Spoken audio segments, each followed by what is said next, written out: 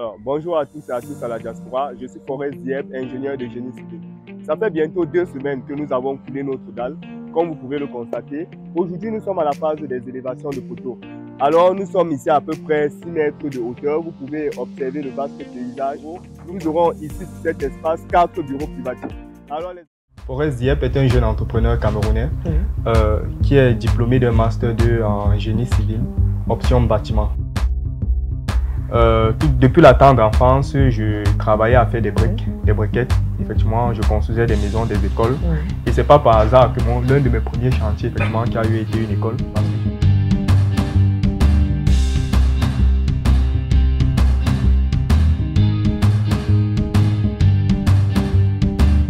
Jaspo Construction aspire à être la première entreprise de référence au niveau de la diaspora dans la construction. C'est-à-dire, il faudra que dans les 5 prochaines années, lorsqu'on pense construction, lorsqu'on a la diaspora, on ne pense qu'à une entreprise Jaspo Construction.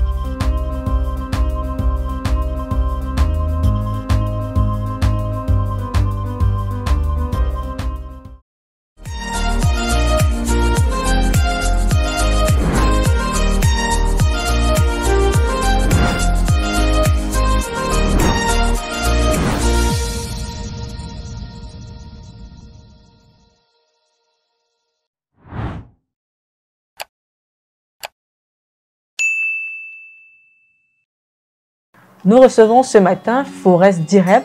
Bonjour Forest et merci de nous avoir honoré de ta présence. Bonjour Elie, c'est moi qui vous remercie.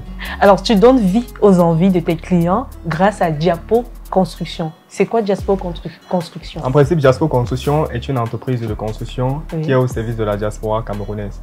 Donc nous mettons sur pied des services qui sont essentiellement dédiés à la diaspora. Et pourquoi l'ingénierie? J'ai choisi l'ingénierie parce qu'avant tout c'est une œuvre de l'esprit.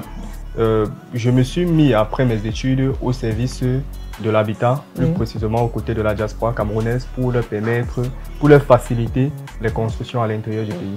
Et depuis combien de temps justement tu es dans ce domaine, juste après les études ou avant même déjà tu aspirais à le faire ou tu le faisais déjà?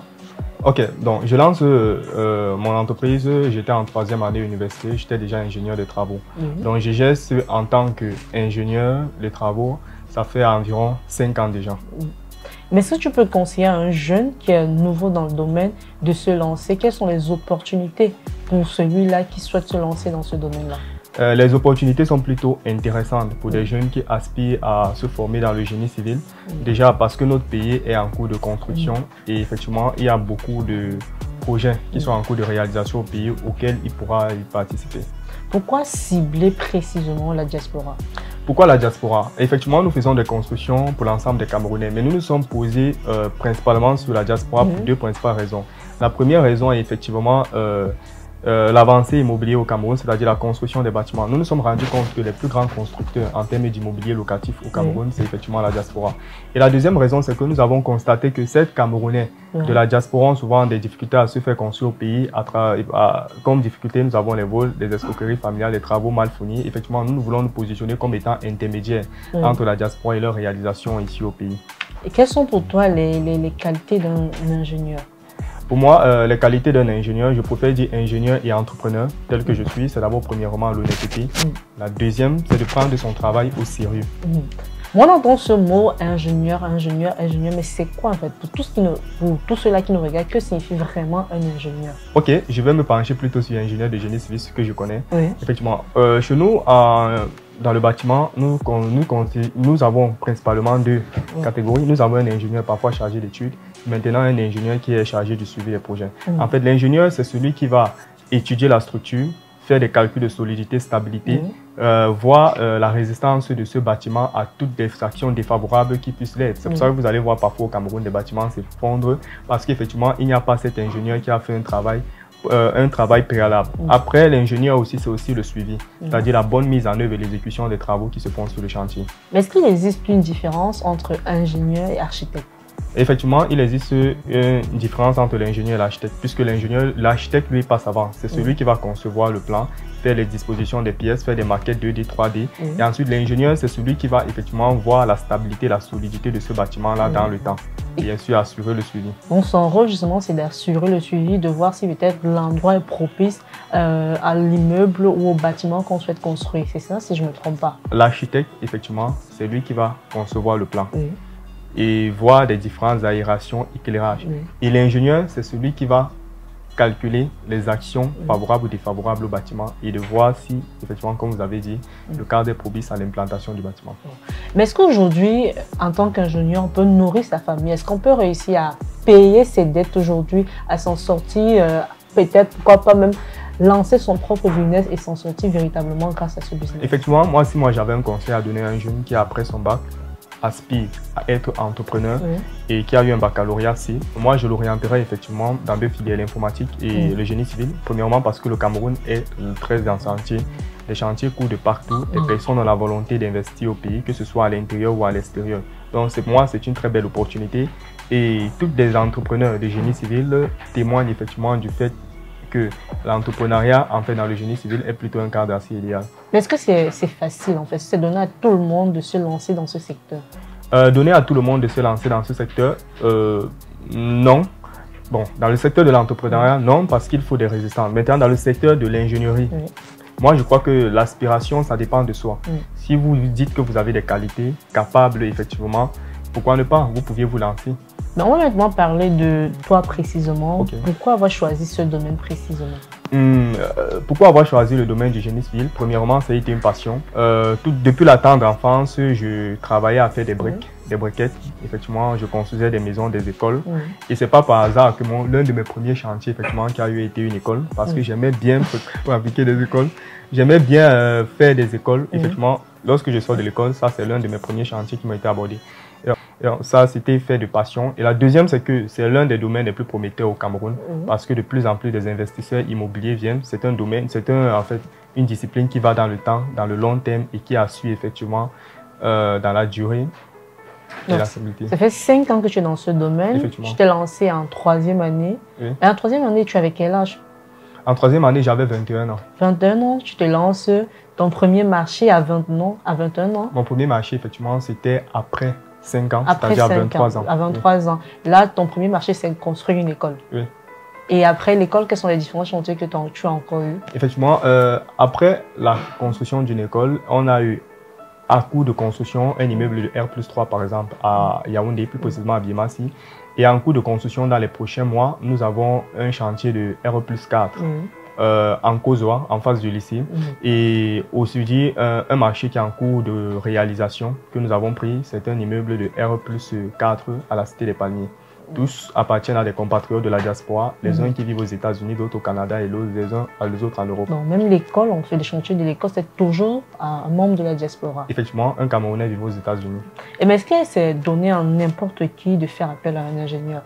Donné à n'importe qui, je veux dire, si quelqu'un sait ce qu'il veut en termes de construction, je crois que le préalable pour lui, c'est de pouvoir appeler un ingénieur.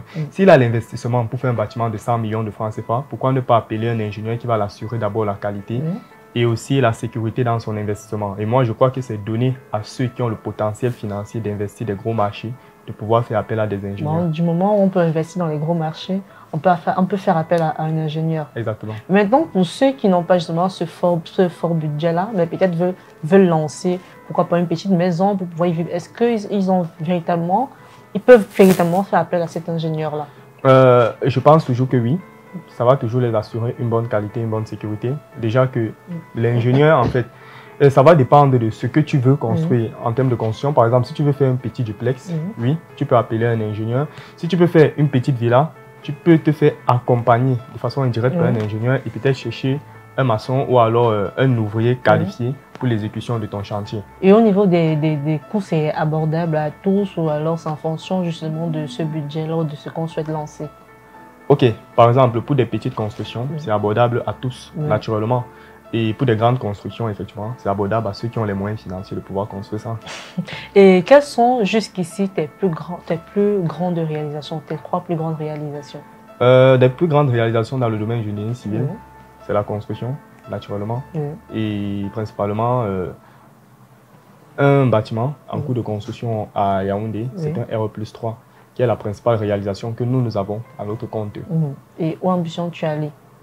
Actuellement, où est-ce que j'ambitionne aller? Jaspo Construction aspire à être la première entreprise de référence au niveau de la diaspora dans la construction. C'est-à-dire, il faudra que dans les 5 prochaines années, lorsqu'on pense construction, lorsqu'on a la diaspora, on ne pense qu'à une entreprise, Jaspo Construction. Quelle est la particularité de Jaspo Construction? La particularité de Jaspo Construction, c'est d'abord sa proximité avec la clientèle. Nous échangeons, par exemple, nous faisons des meetings Zoom avec nos clients en temps réel pour essayer de leur garantir leur sécurité. Nous avons aussi la conseil client. Nous évitons effectivement à la diaspora de commettre beaucoup d'erreurs dans le cadre de la construction de leur projet, la réalisation de leur projet de construction au pays. Et comment te vois-tu dans 5 ans? Effectivement, je vous l'ai déjà dit, je me vois, non pas moi, mais comment est-ce que je vois mon entreprise dans 5 ans, qui est effectivement une synergie de plusieurs jeunes comme moi, qui viennent de divers secteurs d'activité. Effectivement, je vois mon entreprise comme étant une référence en matière de construction pour la diaspora. C'est-à-dire, lorsqu'on a la diaspora, on veut se faire construire, on pensera qu'à une adresse Jaspo Construction. Parce que notre équipe, tant sur le point de vue communicationnel que sur le point de vue technique, nous nous mettions à fond pour toucher des audiences qu'il faut, environ 100 000 personnes par an dès l'année prochaine. Et nous mettons les moyens qu'il faut à notre disposition pour pouvoir arriver à cet objectif. Alors, mettre les moyens qu'il faut, mais comment s'y prendre? Mettre les moyens qu'il faut, mais comment s'y prendre? Nous mettons les moyens qu'il faut. OK, mais comment s'y prendre? Par exemple, nous mettons les moyens sur la politique de communication digitale. Nous activons et nous cherchons des spécialistes qui y vont avec. Et c'est comme ça que nous tentons à orienter cela. Mais maintenant, pour tous ceux-là qui nous regardent, une astuce, comment est-ce que pour tout entrepreneur qui a son entreprise et souhaite aujourd'hui travailler avec les grandes marques, comment est-ce qu'on peut faire pour justement attirer ces grandes marques-là vers nous?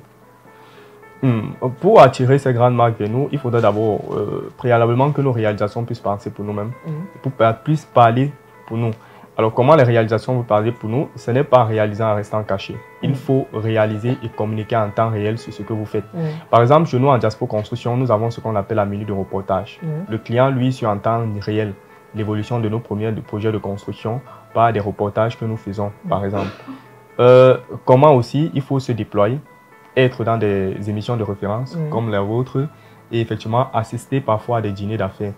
C'est important. De se faire connaître, de laisser son empreinte, de savoir en fait, de se faire connaître, faire en sorte que tous ceux-là savent qu'il existe une entreprise qui fait dans tel domaine et avec qui nous pouvons travailler. Si je comprends bien. On va terminer. Quelle est l'empreinte que Flores souhaite laisser? L'empreinte que j'essaie de laisser est principalement à la diaspora qui est l'objet de mon entreprise. Je voudrais plutôt que la diaspora sache qu'on peut investir au Cameroun parce que sur 10 prospects que nous avons, pour être honnête, nous avons 9 qui se retiennent à investir au pays. Et effectivement, nous voulons booster cet élan d'investissement.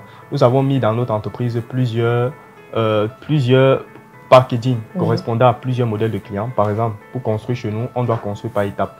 Donc, nous voulons booster cette diaspora-là aujourd'hui qui est forte. C'est-à-dire parce que les rapports aujourd'hui donnent en 2015 environ 585 milliards de francs CFA qui étaient transférés à la diaspora par la diaspora camerounaise, dont 60 à 70% sont orientés vers la consommation et 30% vers les investissements. Lorsque nous faisons nous contactons des clients, effectivement, ils nous racontent effectivement leurs différentes difficultés qu'ils ont investies, escroquerie, vol, comme je vous l'ai dit. Effectivement, nous voulons laisser une empreinte du c'est possible d'être à la diaspora et d'investir au pays. C'est possible, j'y crois. Et justement, merci d'avoir accepté notre invitation. Merci.